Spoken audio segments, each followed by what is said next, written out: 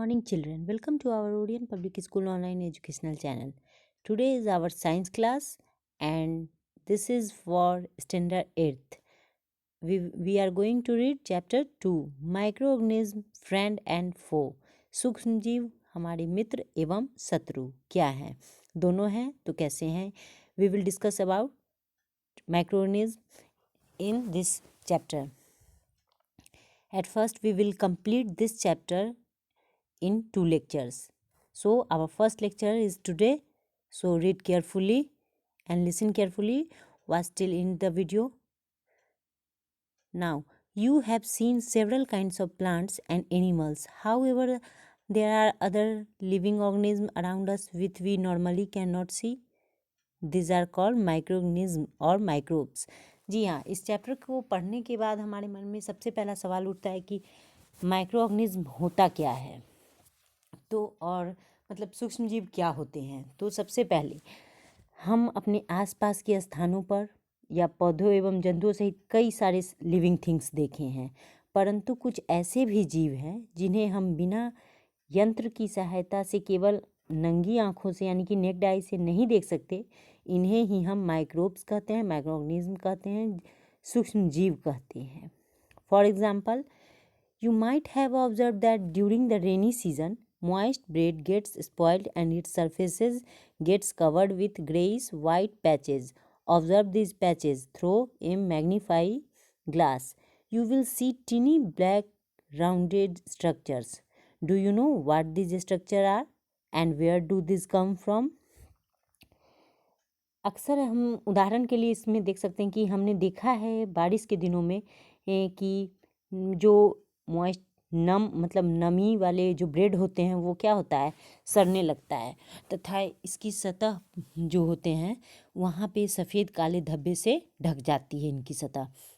इन धब्बों का मतलब अगर इन धब्बों को अगर मैग्नीफाई ग्लास से देखा जाए, आवर्धक लेंस की सहायता से अगर देखेंगे तो हमें क्या दिखाई देगा, एक काले रंग की गोल सूक्ष्म संरचनाएं दिखाई देती हैं. तो डू यू नो, क्या आप जानते हैं कि ये संरचनाएं क्या हैं, स्ट्रक्चर्स क्या हैं एंड ये कहाँ से आते हैं. So we will discuss in next topic microorganism. अब हम बात करते हैं सूक्ष्म जीव के बारे में. तो सूक्ष्म जीव के बारे में डिटेल से जाने उससे पहले हम एक एक्टिविटी करते हैं. वो है activity collect some white soil from the field in a beaker and add water to it. After the soil particles have settled down, observe a drop of water from the beaker under a microscope. What do you see? ये activity है जिसमें आपको करना क्या है कि बगीचे या फिर फील्ड से थोड़ी सी नमी वाली यानी कि गीली मिट्टी लेंगे और उसे एक बीकर में डाल देंगे. फिर उसमें थोड़ा सा जल डालेंगे और जैसे ही मिट्टी के कण जब बैठ जाएगा नीचे की ओर, तब हम उस जल में से कुछ बूंदें लेंगे और फिर उसे एक स्लाइड पे मतलब ग्लास पे जो स्लाइड होता है उस पर हम डालेंगे और फिर उसे माइक्रोस्कोप की सहायता से देखेंगे. तो आप क्या ऑब्जर्व करेंगे वो हम बाद में बताएंगे. फिलहाल दूसरी एक्टिविटी करते हैं. Take a few drops of water from a pond, spread on a glass slide and observe through microscope. एक तालाब या पोखर कोई भी हो, उसमें से जल की कुछ बूंदें लेंगे और उसे कांच की स्लाइड पर फैलाकर सूक्ष्मदर्शी यंत्र यानी कि माइक्रोस्कोप की सहायता से इसको हम ऑब्जर्व करेंगे कि क्या दिखता है. तो ये दोनों जो एक्टिविटियां हैं इससे हम ये चीज़ देखने को मिलता है, इन दोनों एक्टिविटी को अगर हम करते हैं तो हम ये देख सकेंगे कि सूक्ष्म जीव होते क्या हैं, क्योंकि इन दोनों में हमें पता चलता है कि सूक्ष्म जीव कहाँ कहाँ मौजूद होते हैं. तो this observation shows that water and soil are full of tiny organism, though not all of them fall into the category of microbes. अब इन दोनों गतिविधियों को करने के बाद हमें ये पता चलता है कि मिट्टी एवं पानी में अनेक छोटे छोटे सूक्ष्म जीव उपस्थित रहते हैं. और these microorganisms or microbes are so small in size that they cannot be seen with the unaided eye. यानी कि ये जो सूक्ष्म जीव इतने छोटे होते हैं कि उन्हें हम बिना यंत्र की सहायता से नहीं देख सकते. इनमें से अब जैसे कि some of such as fungus that grows on bread can be seen with a magnifying glass, other cannot be seen without the help of microscope. That is why these are called microorganism और microbes. अब क्या होता है कि इनमें से जो कुछ होते हैं वो जैसे कि ब्रेड पर उगने वाले कवक फुंगी को हम मैग्नीफाई ग्लास की सहायता से देख सकते हैं, जबकि अन्य जो बिना सूक्ष्मदर्शी की सहायता से दिखाई ही नहीं देते हैं। यही कारण है कि इन्हें हम सूक्ष्मजीव कहते हैं। अब microorganisms are classified into 4 major groups. These groups are bacteria, fungi, protozoa and some algae. तो some of these common microorganisms are shown in figure 2.1 and 2.4.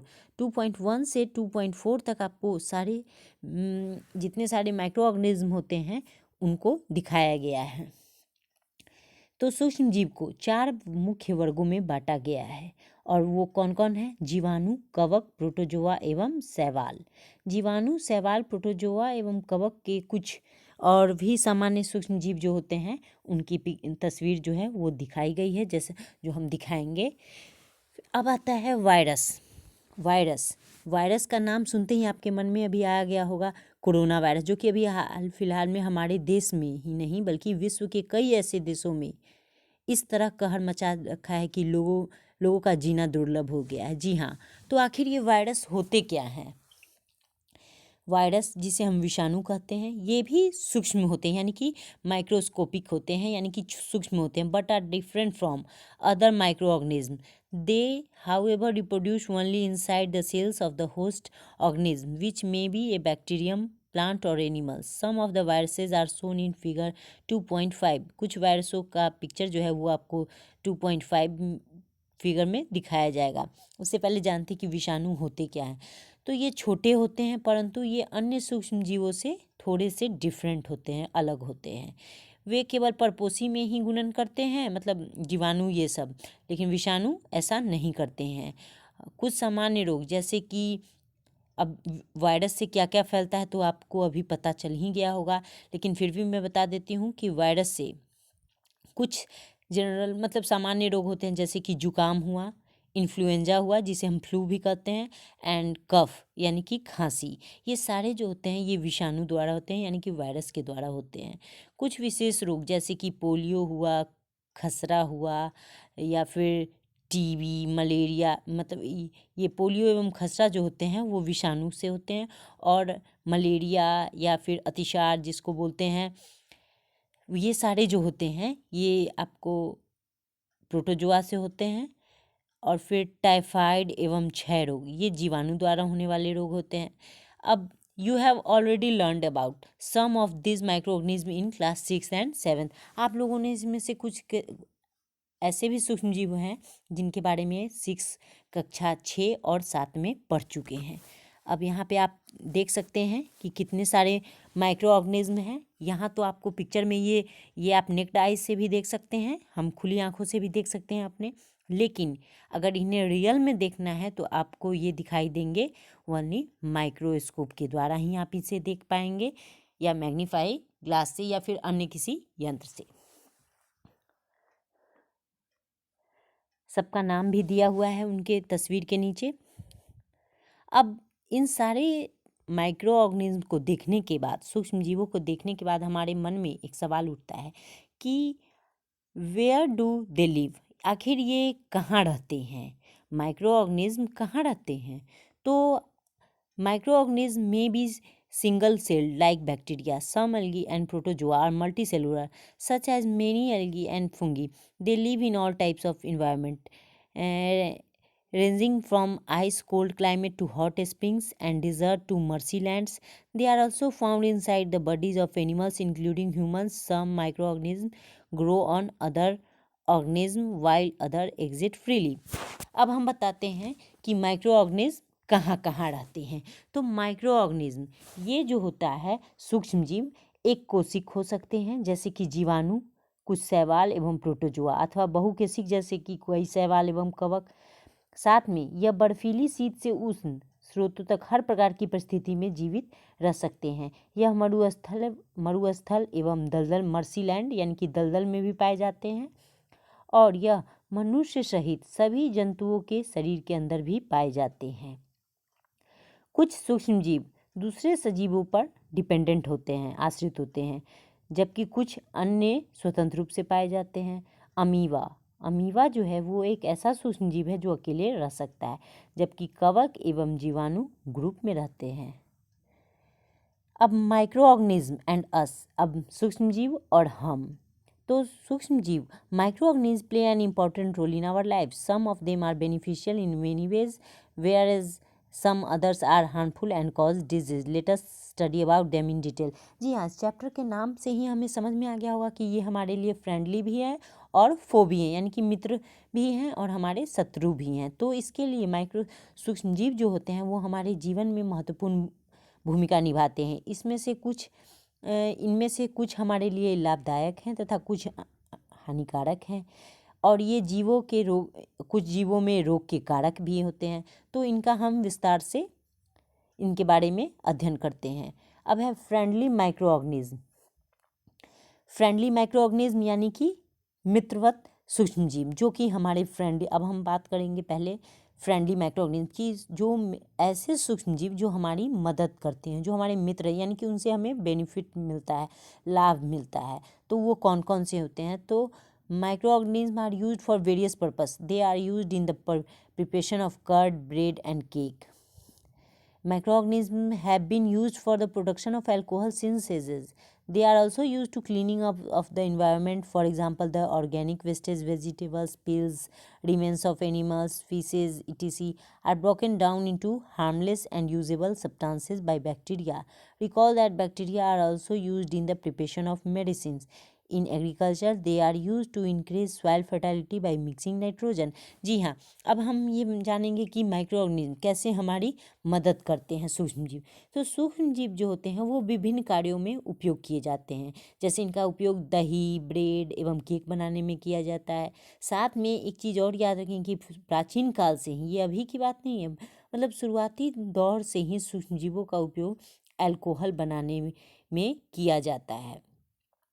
साथ में पर्यावरण को स्वच्छ रखने के लिए भी इनका उपयोग किया जाता है।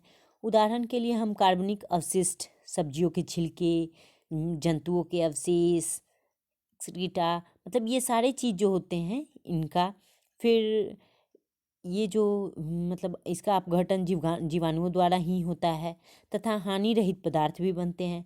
आप याद कर सकते हैं या फिर यू हैव रिकॉल दैट, मतलब याद कीजिए कि बैक्टीरिया जो कि जीवाणुओं का उपयोग औषधि उत्पादन एवं कृषि में मृदा की मतलब सॉइल को फर्टिलिटी मतलब उर्वरता प्रदान करने में, उसमें वृद्धि करने में भी किया जाता है, जिससे नाइट्रोजन क्या होता है, जिससे नाइट्रोजन स्थिरीकरण होता है।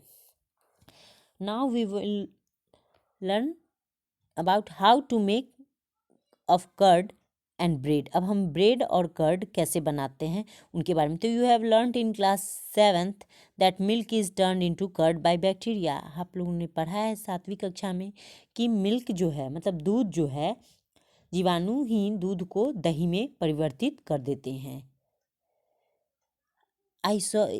इसमें एक देखिए कि एक छोटी सी एक इमोजी है जिसमें एक गर्ल का है, मतलब लड़की है, वो क्या बोल रही है कि I saw that my mother added a little curd to warm milk to set curd for the next day, I wonder why. देखिए ये तो सरप्राइज़ है ही, साथ में हम लोग भी पहले सरप्राइज होते थे जब हम अपने घरों में अपनी माँ को देखते थे कि वो जो है गर्म यानी कि गुनगुने दूध में थोड़ा सा दही मिलाते हुए, मतलब जब भी उन्हें देखा है तो उस समय में मतलब हम या आप कोई भी सरप्राइज हो जाते थे कि आखिर ऐसा क्यों हुआ कि नेक्स्ट डे जो है वो दूध जो है वो दही में परिवर्तित हो जाता था। तो curd contains several microorganisms of these. The bacterium Lactobacillus promotes the formation of curd. It multiples in milk and converts it into curd. Bacteria are also involved in the making of cheese, pickles, and many other food items. An important ingredients of rava, जिसको हम सूजी बोलते हैं, idlis and bhaturas is curd. Can you guess why? Bacteria and yeast are also helpful for fermentation of rice, idlis and dosa batter. अब हम बात करते हैं कि दही में अनेक सूक्ष्मजीव पाए जाते हैं जिन्हें हम लैक्टोबैसिलस का के नामक जीवाणु प्रमुख है, जिसमें से जो दूध को दही में परिवर्तित कर देता है और वह दूध में जनन कर उसे दही में परिवर्तित कर देते हैं। जीवाणु पनीर में, अचार में, अन्य खाद्य पदार्थों के उत्पादन में सहायक होते हैं, जैसे रवा, सूजी, इडली एवं भटूरे का एक महत्वपूर्ण संगठक दही है। मतलब इडली बनाने में भी हम दही का यूज़ करते हैं, यहाँ तक कि भटूरे बनाने में भी। तो क्या आप आप सोच सकते हैं, अनुमान लगा सकते हैं कि ऐसा क्यों होता है? जीवाणु एवं यीस्ट चावल के आटे के किण्वन में सहायक होते हैं, जिससे हम इडली या डोसा बनाते हैं।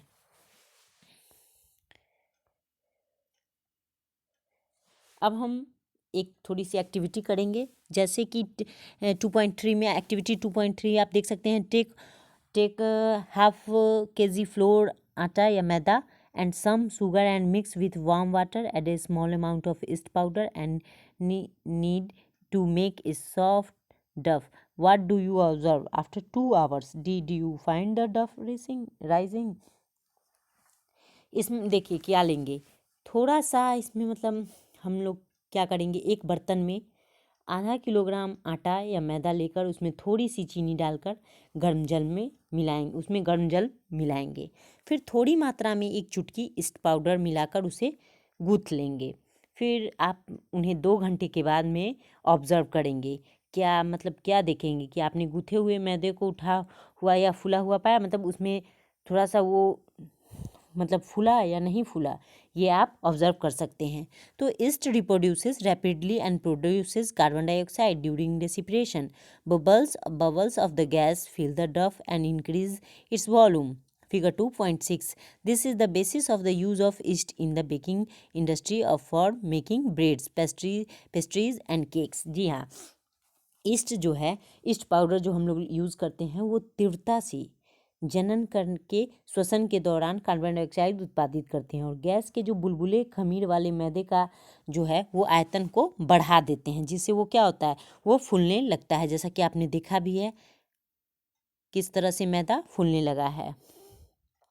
और यह बेकिंग उद्योग में इसका यूज जो होता है ईस्ट पाउडर का, वो बेकिंग उद्योग में ज़्यादा किया जाता है। क्यों किया जाता है?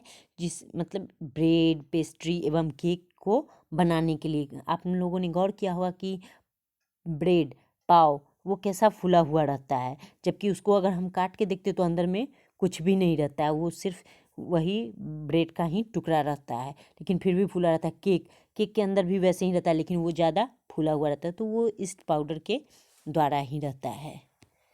अब commercial use of micro organism. अब हम लोग सूक्ष्म जीवों का वाणिज्यिक उपयोग कैसे करते हैं, कि कैसे इसका हम लोग व्यापार करते हैं, किस तरह से। तो microorganism are used for the large scale production of alcohol, wine and acetic acid, vinegar जिसको हम कहते हैं।